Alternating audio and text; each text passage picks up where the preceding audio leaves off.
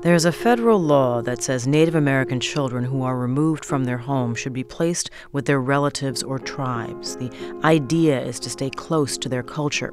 But this week, an NPR News investigation finds that in South Dakota's foster care system, that's not happening. My producer, Amy Walters, and I spent a lot of time in South Dakota several years ago looking at rape on Native American reservations, and we met so many families and so many mothers and grandmothers who had grandchildren, nieces, nephews, children of their own that were in foster care. And we kept saying, why is it that every family we meet seems to have somebody in foster care? And there is a lot of poverty, there's alcoholism, and there are a lot of real problems on these reservations. But there's also a lot of relatives who truly love these children, and we couldn't understand why these children weren't being placed with them. Our story really raised some questions about whether or not they're removing children in questionable circumstances and whether they're placing them properly when they do. And we also found that the state of South Dakota has a financial incentive to remove Native American children from their homes. They get paid a lot of money from the federal government per child, and they get more money if the children are Native American. The long process for Janice Howe and her daughter was waiting months just to see the kids. When they were finally granted a visit in January of 2009, the girls looked so thin, they begged Howe and their mother to take them home. I didn't want to cry in front of them because I knew that they were already upset. I just said, you know what? Pray hard, okay? Pray or look outside because I'm looking at the same sky, okay? Okay, Grandma, they said, and they left.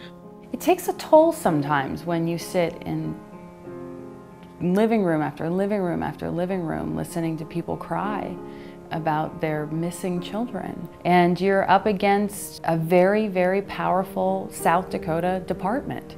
And there's not much that these people can do. Never tell your editor what you're really doing. It's always important to reel them in slowly. You know, tell them you just need a couple weeks, even if you really need 9 months.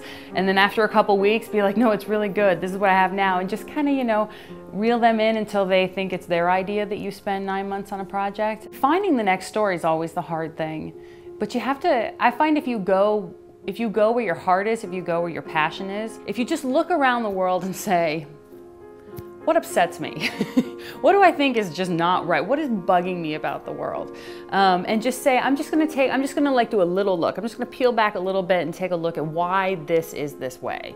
As important as finding the next good story is being able to cut and run from a story that isn't any good. So even if you've invested some time, some couple weeks or however long you've invested in it, if it's just not there, don't push it, don't waste your time. Just kill it and move on. It's difficult to gain the trust of people who are so far away, they're so isolated in this country. It's hard to walk into that environment as a complete stranger and get people to trust you. We found that if you find one person though, that they'll introduce you to 3 more and that they'll introduce you to 5 more, and it just builds, and before you know it, you can meet people all over. This story's been difficult because we've gotten so much pushback from the Department of Social Services, who refused to work with us on this story. They threw us out of a public meeting. They threatened people that we talked to.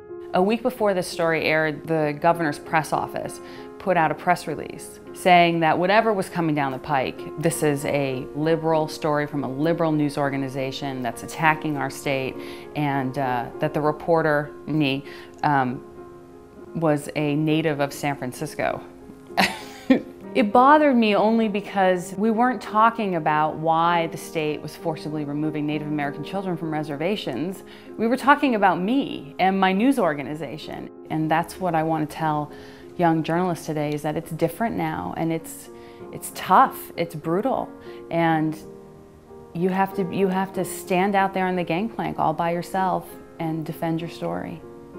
We're doing a follow-up story now, and we're coming back again strong, and I think it's going to be another battle when this story airs. I think that the hope was to bury this story and to bury NPR and to bury me, and because of that, here we are a year later saying, well then we'll do it again.